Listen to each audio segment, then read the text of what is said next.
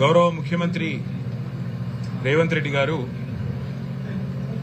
ఎక్కడ ఈ 21 నెలల్లో మాట్లాడినా నేను పాలమూరు బిడ్డను, పాలమూరులోని వెనుకబడ్డ ప్రాంతమైన నల్లమల నుంచి వచ్చిన వాడిని, ఆకలి విలువ తెలిసిన వాడిని, రైతు గురించి తెలిసిన వాడిని, రైతు కుటుంబం నుంచి వచ్చిన వాడిని అని పదే పదే తన బ్యాక్గ్రౌండ్ గురించి చెప్పుకుంటా ఉంటారు. ఏ వేదిక అయినా కూడా చెప్పుకుంటా ఉంటారు. సరే, వాస్తవం ఏంది అంటే రేవంత్ రెడ్డి గారి పార్టీ, ప్రస్తుతం ఉన్న పార్టీ కాంగ్రెస్ అయితేనేమి, గతంలో వారు పనిచేసిన పార్టీ తెలుగుదేశం అయితేనేమి, ఈ రెండు పార్టీలే ప్రధానంగా పాలమూరు వెనుకబాటుతనానికి కారణమని చెప్పి ఆయన కూడా గతంలో పూర్వాశ్రమంలో తెలుగుదేశం పార్టీలో ఉన్నప్పుడు చెప్పిన విషయం కూడా అందరికీ తెలుసు జిల్లాలో. అట్లాగే ఇప్పుడు పాలమూరు బిడ్డగా పాలమూరు జిల్లా నుంచి, ఉమ్మడి పాలమూరు జిల్లా నుంచి 12 సీట్లు కాంగ్రెస్ పార్టీకి ప్రజలు ఇచ్చిన తర్వాత ప్రజలు ఆశ పెట్టుకున్నారు.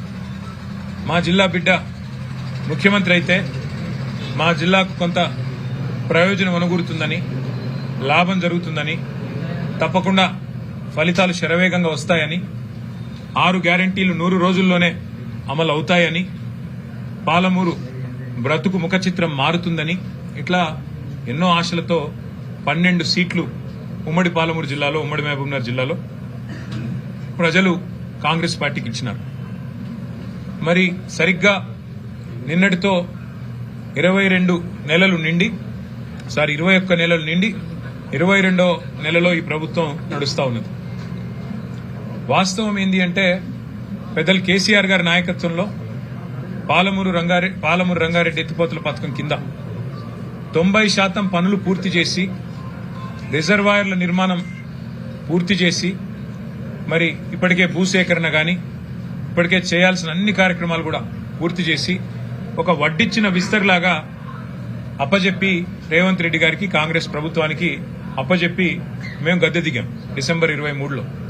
ఇప్పుడు కేవలం రేవంత్ రెడ్డి గారు చేయాల్సిన పనల్లా ఒక 10% పని పూర్తి చేసి, కాలువలు పూర్తి చేసి, నీళ్లు బ్రహ్మాండంగా తీసుకునే అవకాశం ఉంది, ఇచ్చే అవకాశం ఉన్నది.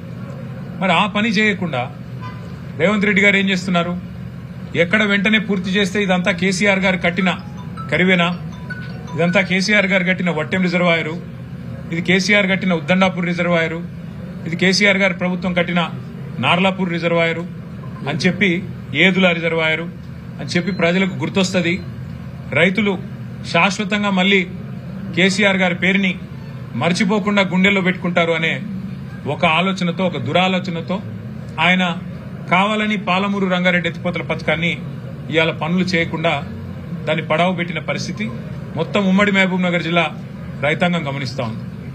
అది మాత్రమే కాదు, ఆదరా బాదరాగా ఏదో ఎత్తిపోయినట్టు హడావుడిగా ఆయన కాన్స్టిట్యున్సీ కొడంగల్ ఏదైతే ఉన్నదో ఆ కాన్స్టిట్యున్సీకి, అదేవిధంగా రంగారెడ్డి జిల్లాకి బ్రహ్మాండంగా పాలమూరు రంగారెడ్డి ఎత్తిపోతల పథకం ద్వారా దాదాపు రంగారెడ్డి జిల్లాకు 6 లక్షల ఎకరాలకి, ఆయన కాన్స్టిట్యున్సీకి 2 లక్షల ఎకరాలకి నీళ్లిచ్చేదానికి, నారాయణపేట కొడంగల్ కలిపి నీళ్లిచ్చేదానికి పాలమూరు రంగారెడ్డి ఎత్తిపోతల పథకం డిజైన్ చేస్తే, మరి ముఖ్యమంత్రి గారు ఆదరబాదరగా ఆయనకి ఎవరు తప్పుడు అడ్వైజ్ ఇస్తే సోర్స్ మార్చి శ్రీశైలం కాకుండా జూరాల కాడ సోర్స్ మార్చుకొని కొడంగల్ నారాయణపేట లిఫ్ట్ ఇరిగేషన్ అని చెప్పి 4,000 పైచిలకు కోట్ల రూపాయలతో ప్రత్యేకంగా టెండర్ పిలిచినారు.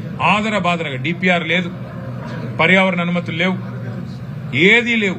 డైరెక్ట్ గా అనుమతులు లేకున్నా హడావుడిగా ఏదో మనసులో వేరే ఆలోచన పెట్టుకుని ఆగమాగం చేసి పిలిస్తే ఏం జరిగింది? మొన్న green tribunal Narayanpet Kodangal lift irrigation ప్రాజెక్టుకు మరి అనుమతులు లేవు, పర్యావరణ అనుమతులు, కాబట్టి వెంటనే స్టే ఇచ్చింది.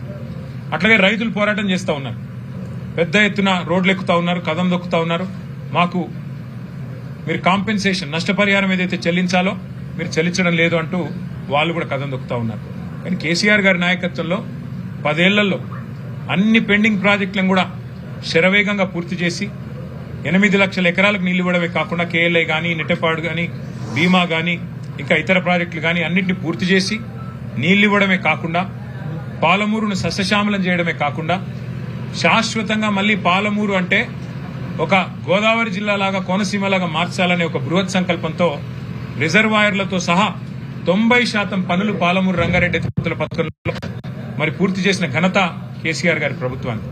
ఇవాళ 10% పూర్తి చేయకుండా 22 నెలలుగా పాలమూరును ఎండబెడుతున్నది పాలమూరు బిడ్డగా చెప్పుకునే రేవంత్ రెడ్డి గారు.